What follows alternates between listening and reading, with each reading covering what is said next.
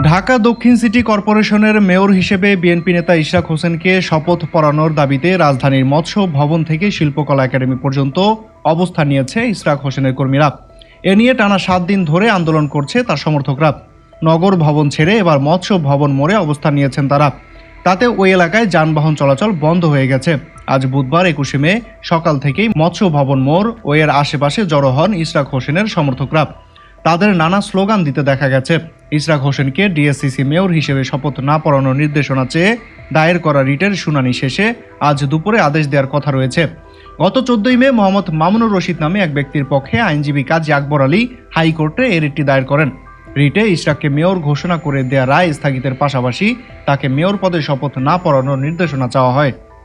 পাশাপাশি রিটে স্থানীয় সরকার, পল্লী উন্নয়ন ও সমবায় মন্ত্রণালয়কে মেয়র পদে ইশরাককে শপথ না পড়াতে এবং আইন মন্ত্রণালয়কে নির্বাচনী ট্রাইব্যুনালের সংশ্লিষ্ট বিচারকের বিরুদ্ধে শাস্তিমূলক ব্যবস্থা নিতেও নির্দেশনা চাওয়া হয়। উল্লেখ্য, 2020 সালের 1 ফেব্রুয়ারি ডিএসসিসি সর্বশেষ নির্বাচন হয়। তাতে মেয়র পদে শেখ ফজলে নূর তাপসকে বিজয়ী বলে ঘোষণা করা হয়েছিল। তবে নির্বাচনে ব্যাপক অনিয়ম ও জালিয়াতির অভিযোগ ছিল। সেই নির্বাচনে বিএনপির প্রার্থী ছিলেন ইশরাক হোসেন। মাহাদি হাসান, বিএন, জিও বাংলা, ঢাকা।